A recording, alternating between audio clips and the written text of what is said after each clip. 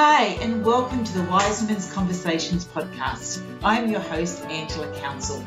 And with a background as a naturopath, I thought I knew exactly what happened to women when they reached menopause until I experienced it myself. I then realised that there was so much more to this time of life than what was written in the textbooks.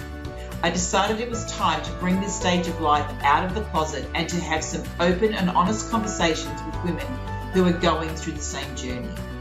Wise Women's Conversation has been created to share information and experiences from other wise women in our community. Sit back and listen to the wise women speak. Hello and welcome back to this week's episode of Wise Women's Conversations. It's Angela here, and this week I'm having a chat with Doris Mounsey. Now, Doris is a kinesiologist, a yoga teacher, an intuitive guide, and she's also a woman who has had a bit of a struggle with her health. And in fact, she had breast cancer, which put her into a medically induced menopause. Now, quite often when I speak about menopause on this podcast, I'm generally speaking about women who are going into a natural menopause, but not every woman goes into menopause naturally. Some conditions and some treatments of those conditions can put women into menopause prematurely, and this was Doris's story. And one of the things that she did say in this conversation was, even though she felt really, really well supported through her breast cancer journey, the treatments, and everyone was really supporting her, no one supported her or really told her a lot about what was going to happen when she went into a medically induced menopause. And at the time, she was in her mid-40s, so she wasn't overly concerned about going into menopause that little bit earlier because she knew that she wasn't that far from going through menopause naturally anyway, and she also had everything else that was going on. But the big thing that really changed Doris's life, and particularly her quality of life, was her vaginal dryness. Now, she has a very strong relationship with her husband, and when she went into this menopause really, really quickly, not slowly like most of us who are going through it naturally do. She went into it very, very quickly, and she had severe vaginal dryness, which meant that her sexual relationship with her husband changed very, very quickly. And this put her on a real emotional roller coaster. And she kind of spoke to the doctors, and they really didn't give her many answers, but she's someone who really loves to, learn and research. So she did her own research, and she found solutions that worked for her. She looked at more holistic solutions rather than just taking more medications, just using lubricants and things like that. So now Doris actually works with women, not just, she is a yoga teacher, but she works holistically with women, to particularly those who are going through a similar journey that she went through, to actually embrace what's happening in their lives. So I really hope that you enjoy this conversation with Doris. As I said, sometimes it can be forgotten that there are women that come into menopause very, very quickly due to medical treatments. And this can actually really impact your life when you're not expecting it, and when changes happen so, so quickly. When we do it naturally, there is a gradual change with the hormones. And whilst it can be a bit rocky, when you have to be dropped into it really quickly, it can severely impact you on all different levels. So listen to this conversation, enjoy it, and I'll be back at the end to have a bit more of a chat with you. Bye for now. Hello and welcome back to this week's episode of Wise Women's Conversations. And today's conversation is, I think, a very important conversation because this is something that many women go through, and it's medically induced menopause, and it's not really spoken about. And I want to welcome our gorgeous guest today, Doris. Hi, Doris. Hi, Angela. We've had a few technical hiccups going on, but hopefully it's all sorted now. So, Doris, can you just introduce yourself? Who is Doris, and how did you get to be doing what you're doing today? Yes. Hello, I'm Doris, and you hear a slight accent in my voice. I'm from Munich, Germany. And about 30 years ago, I came here with my Australian husband and living in Melbourne since that time. And on my journey, when I was 45, I had breast cancer. I was not well sort of about 4 or 5 years before that. I had symptoms of chronic fatigue and fibromyalgia. And then in 2007, breast cancer came into my life and changed everything. So I had the decision to make to listen to my body now. If I wanted to get healthy and create a healthy environment in my physical body, I needed to change. So that started me off on my journey to becoming a kinesiologist, a yoga teacher, an intuitive guide, a priestess of the third level, and a workshop facilitator. So I have a variety of things now where I share my wisdom with my beautiful clients. So talk to us a little bit about your journey from when you were diagnosed with breast cancer, and then I'm assuming that it was the treatments that caused you to go into a medically induced menopause. Can you just share us a little bit how that felt when you're overwhelmed with being given a diagnosis about cancer, you've got all these treatments, and then you go into menopause? Were there any warnings? Did the doctors tell you any of this, or was this something you had to find out for yourself? I mainly found the menopause aspects and what it really meant for me out by myself. I had a beautiful team at the Peter Mac in Melbourne, and they looked after the cancer side and the cancer treatment. They were excellent. So they supported me 100%, and I got the best possible outcome there.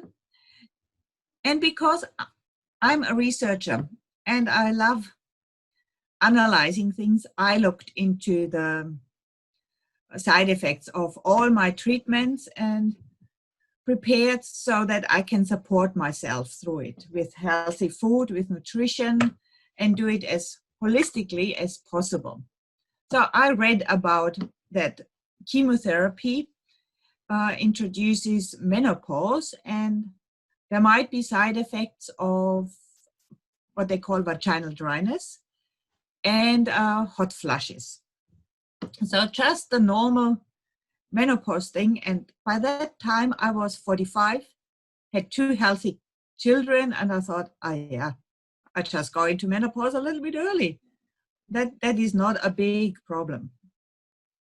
So for you, because you were already at that mid-40s age, it wasn't a big emotional thing to go into menopause because you knew you were going to have it anyway. And you had bigger issues going on at the time. I mean, you had breast cancer.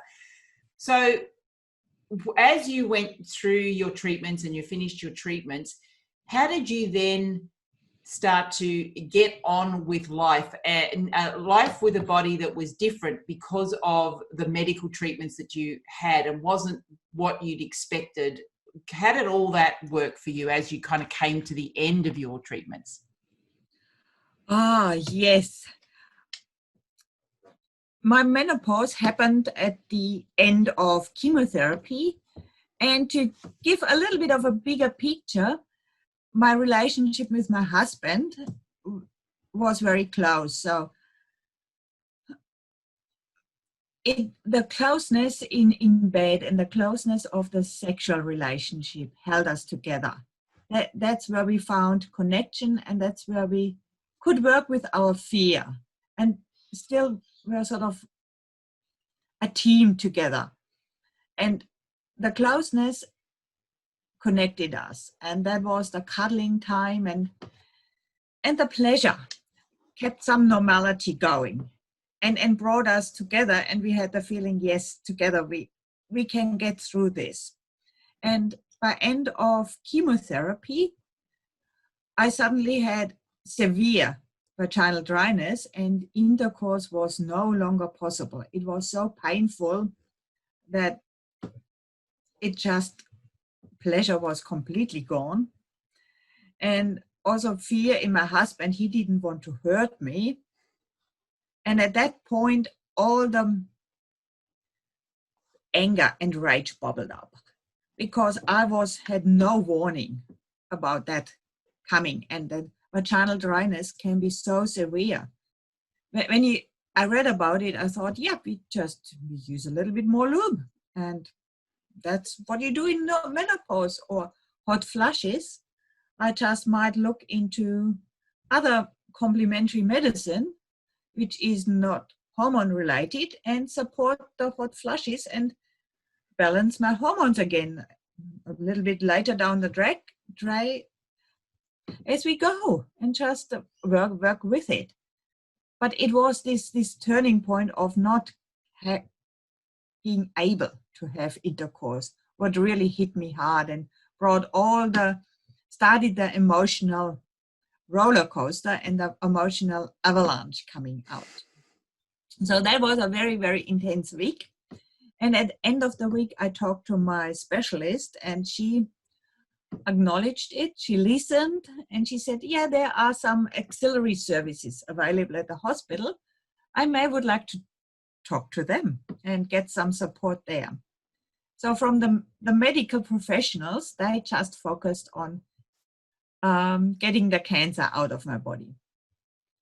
I, on my side, working holistically, I had a mindset going. I focused my mental energy on an affirmation, an intention for the future of creating 100% healthy cells. And whenever fears came in, that's where my mental thing go back to this affirmation, 100% healthy cells. So that was my coping mechanism there. And when I realized there is not much information available on the net, there is not much information available at all, then I said, okay, I have to take charge of my health now and learn as I go, do the best. So to work with the symptoms of hot flushes, I used the Australian bushflower essences, and I used an essence called Solaris and Women, and they help with reducing the heat in the body, but also they help with emotional balancing of the hormones. So they worked very well with the hot flushes, and I changed my diet. So I focused on cutting out sugars and carbohydrates as much as possible, and ate healthy, whole, organic food. And through that diet, and also reducing stress, meditating, keeping my yoga going, and looking after my stress levels, within 18 months, I managed to have balance back in my body. My body gave me one last period, and that was beautiful. That meant I had achieved what I wanted. I wanted to have my body with normal menopause symptoms or no symptoms, just having no period and having energy in the body and can live a normal, healthy life. So I achieved that after 18 months. I had one last period, and that period disappeared. And since then, my symptoms are almost non-existent. I notice if I eat a little bit of too much chocolate or have a red wine too many, then I might get a hint of a hot flush. And that is a sign, and I listen to my body and then come back to a more healthy lifestyle and diet. So sorry, keep going. Yep, no. I was going to say, so because you've got a very close relationship with your husband, so how has that changed through all of this? Oh, that is 10 years or 13 years this year. And for the first 10 years, it changed a lot. we were still close. We raised our kids. We were moms and dads. Taxi did all that. What you do with teenagers and young adults. And we had a sex life during the holidays. So when we had time for each other and can take it really, really slow, we found different postures. We found different lubrication. So my gynecologist recommended avocado oil, because looking for oils with a higher viscosity, and avocado oil is dark green, so it messed up the washing, and it was just not really nice to deal with. And then coconut oil became more available, and I found out that when it's in the fridge, it is hard, and that is easier to use. You can break bits and pieces up and insert it deep in your vagina, and then it melts and it beautifully supports the lubrication. So that helped us. And it was sort of only holiday sex. And there was nothing much I learned about it, what I could do and improve it. So for the first 10 years, it was just, not really existing. And recently, about a year ago, I went into on a deeper spiritual journey. I did a course which is called the third level at the Institute of Intuitive Intelligence. And that is a course where you face your fear, your deepest subconscious fear, and move them into love. And on that journey, on that course, I also learned that part of pleasure, part of the sacral chakra is part of me, and I no longer can ignore it. And being surrounded by a group of spiritual women, and through my mentor, I also learned that there are Yoni eggs available. There are crystal eggs, and Yoni is the Sanskrit word for our vagina area and all the reproductive organs. So using that term made it more easier and allowed more exploring of this area. And then I also learned that it was only in 2011 when the medical system did an MRI of all the women's pleasure organs. And only since then has started to develop an idea how women's pleasure work. So it is fairly new. There's only a few books available.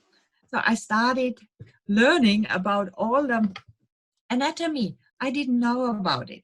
And that helped me to develop that. But also coming in from the energy medicine side, I also put a new affirmation, a new intent into my life. I wanted really pain-free sex again. So I thought this Yoni egg can help me with healing the skin. And I know that the skin inside my vagina was still producing mucus. It's only in small amount, and it took a very long time. And I thought, okay, I can use this Yoni egg in my vagina while I sleep, and the skin has a whole night to be stimulated and produce mucus. And that worked. So over 3 months, I did that. And the skin became more normal again, more subtle, and allowed for this mucus production. And sex and intercourse became easier and less painful. Also, in that time, I joined a course to learn more about pleasure and the idea of allowing pleasure and sexual pleasure back into my life. And that was a journey of facing the words, the hiccups we have around the sex, around the language, around the words we use, around the belief systems in the background. And this course of discovery allowed me to tidy up, to throw out all the belief systems which no longer work for me and develop new ones. And I keep a few old ones and work on sacred relationship. So the term sacred relationship is now very important for me. It is the sacred relationship to my body, the sacred relationship to my pleasure, my mind, my emotions, everything coming back into this sacred space. And there also my relationship with my husband changed, and I focused more on a sacred relationship and what that meant for me. And coming into that, that helped us both discover a new way of connecting. And just before Christmas, sex became pain-free again. And we celebrated that in our last holidays in January, which were in New South Wales, in Port Stephens, and had a beautiful time together. And that's when I were part of a discussion about this medical introduced dryness. And I found out that not many people, women, knew about it. And that's when I wrote an article about my experience. And this article was published in early April in the Spiritual Fears magazine. So now I'm sharing my journey and have the courage to talk about these things. And that's what I'm all about, is sharing with women and allowing them, giving them the knowledge so that they can take the power. So that is my journey in a nutshell.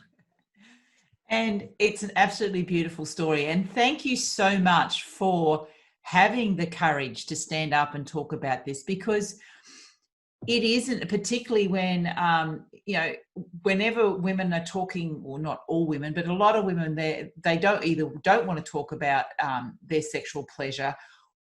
But this is just not spoken about. Vaginal dryness is very, very common. It not only impacts your sex life, but for some women, it can be that bad that they struggle to even just be able to walk without being in pain. So it is a very, very important topic, but because of where it's occurring, it's a bit of a taboo subject. We're not going to talk about this. And so thank you so much for opening the conversation. And I saw the article, which is what prompted me to contact you, because we need to have more of these conversations, because these are the things that are happening to women. And whether or not it's medically induced or it's a natural menopause, it's still happening.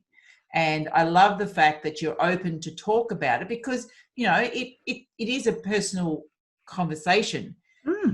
But what I really got from what you just said was you created a sacred connection and you created a sacred relationship, but it was with yourself first. It was with your body. It was with your mind. It was all within you first. And you had to create that sacred relationship so that you could then have a sacred relationship with your husband and everybody else. So that was the biggest message I got there, is that the healing starts within us. Yes, the healing starts within us. That is the wisdom I have learned. And I'm using for the last 13 years to keep me on this journey. The wisdom of sacredness in the body, in the mind, in the soul, in the heart, coming from here is very, very important. And that's what keeps me going, to develop more sacredness and pleasure. So pleasure, that word pleasure. A lot of us don't think we're allowed to have pleasure, pleasure within our bodies, pleasure within our life.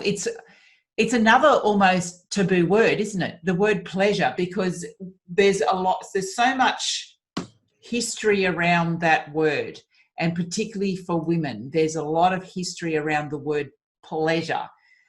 Yes. So how do you, with the clients that you work with and the journey that you went on, how did you allow yourself to feel pleasure, or how do you help your clients feel pleasure again?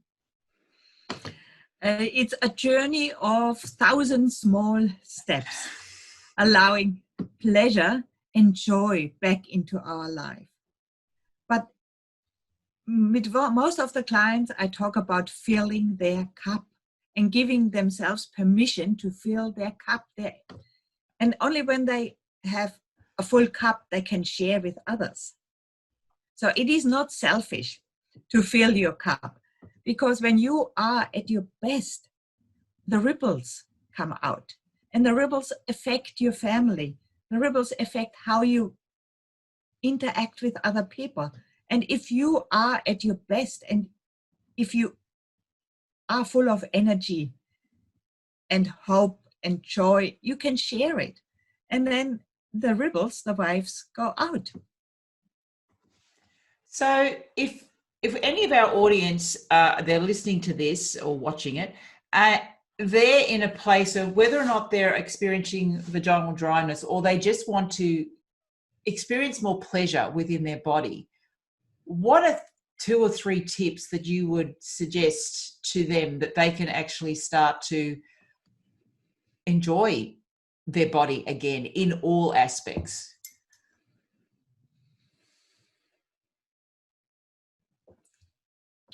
Firstly, give yourself permission to connect to yourself in the time, no pressure, and just little steps. Just having a bath, giving yourself a massage, taking the time to just be with yourself and saying hello to the body. And in the beginning, the body takes a while, because it's not, maybe we haven't talked to it for 40, 50 years. It might take a while to respond to your love. And thinking about what is joy for you, what is pleasure, and allowing it in. And joy and pleasure don't have anything to do with money. What they have to do is with our heart. And that's where we feel. Going into the feelings of pleasure and what the feelings of joy are for you. And that's where I recommend, and I start my clients from that point of view, allowing the feeling of pleasure back into the heart. I'm actually feeling pleasure just listening to you. You've got a beautiful, calming voice, and I love it. It's in a busy world. You've got a nice, leveling, calm voice, and I'm always trance-like when I'm sitting here listening to you. So imagine what your clients are like. It's like, yeah. So you use the Yoni egg. So yes. Just explain a little bit for any of our audience that are listening who aren't quite sure what a Yoni egg is. What is it? And because you use it for different things, and I know people also use it to strengthen their pelvic floor, but you've used it to address the issue that you had with vaginal dryness. But can you just explain what a Yoni egg is? Yes, I brought mine. And it looks like this. Looks like they an egg. come in different crystals. So this is a clear quartz Yoni egg, and they come in 3 sizes. And there's a beautiful Australian website and a lady who has introduced this into the life of women. So they are called Yoni Pleasure Palace. Check that one out. Check that one out. And I got the idea that I want to massage the skin. And when the skin is gently massaged, it starts lubricating itself. So I thought I would train the cells of my skin inside my yoni so that they are able to produce more mucus and that they are stimulated overnight. And it worked very well for me. I started with a smaller one and then discovered that the medium size is quite good for me. So that's a small rose quartz one, and that is a clear crystal medium size one. So it's about a journey going and exploring, and it helped me with vaginal dryness. And I also discovered I'm working with a different oil now, so coconut oil works well, but I also found a special oil for a perineum massage. It looks like that.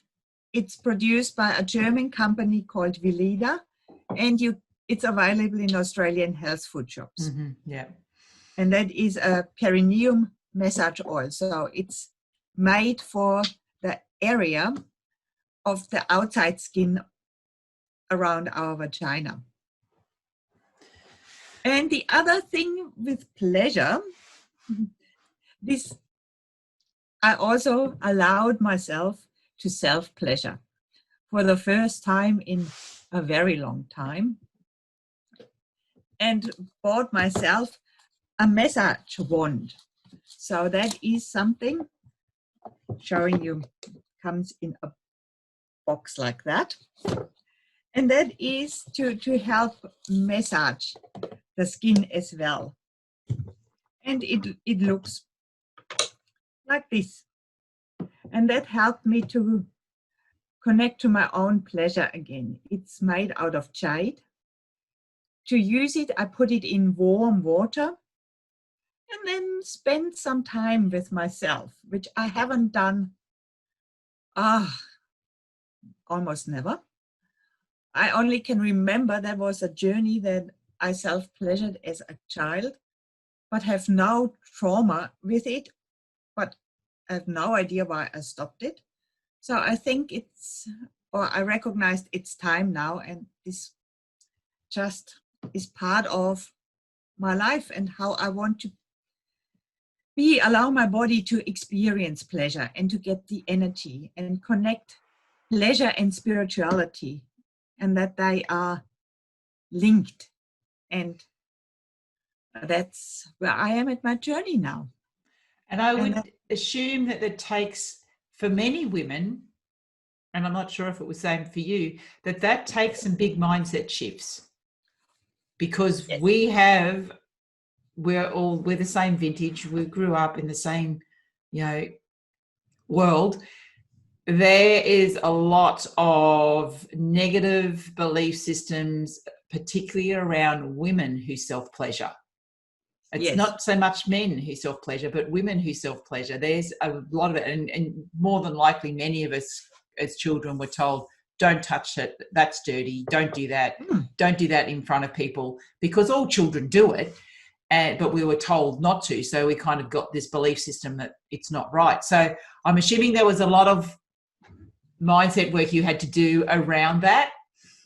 Yes, changing the mindset and coming back to the word sacred. So for me, it's the sacred relationship I have with myself, and the sacred relationship I have with my yoni and this area in life, and acknowledging it. We were born with it. And what also helps is the whole goddess wave, the information coming in, and more women speaking about it.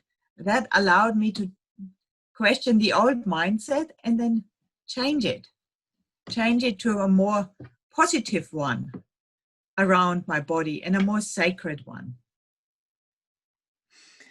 Oh, I love listening to you. But we do have to go. So where can, if women want to connect with you and they want to learn more about the work that you're doing as a kinesiologist, yoga teacher, where can they find you? What's your website? My website is my name, dorismounsey.com. Okay, and I will put that link in the show notes. Yes. Are you on And Facebook, yes. Insta? Facebook, it's also, if you put Doris Mounsey in Facebook, you find my two websites, my private one and my business one.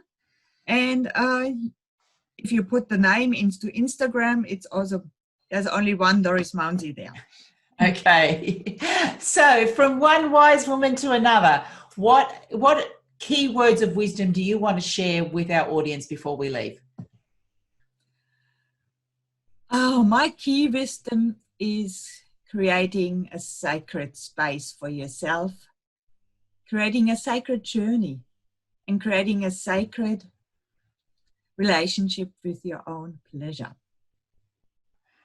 And on that note, as we're creating that space for ourselves, I will say thank you so much for your time, Doris. Thank you so much for sharing your journey and speaking out about a really, really important topic. So thank you. Thank you. Thank you. Thank you very much, Angela, and all the best for your listeners.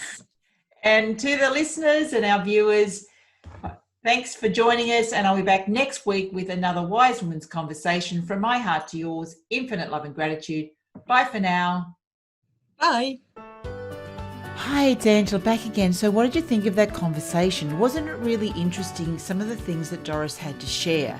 You know, her journey, how, you know, the medical profession treated her, how she found her own solutions and what she's doing now. So I really hope you enjoyed that conversation with Doris. Please feel free to, if you've got any questions or if you've got any feedback, leave us a review. Apple Podcast is the best place to leave a review, because that means other people can find the podcast and listen to it as well. But, you know, wherever it is that you're listening to this podcast, please leave us a review and let us know what you think of this conversation I had with Doris, or what you think of the Wise Women's Conversations podcast in general.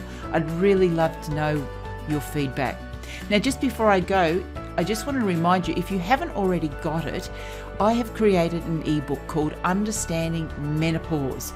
And in that ebook, I have got lots of different natural solutions to the various different symptoms that you might be experiencing.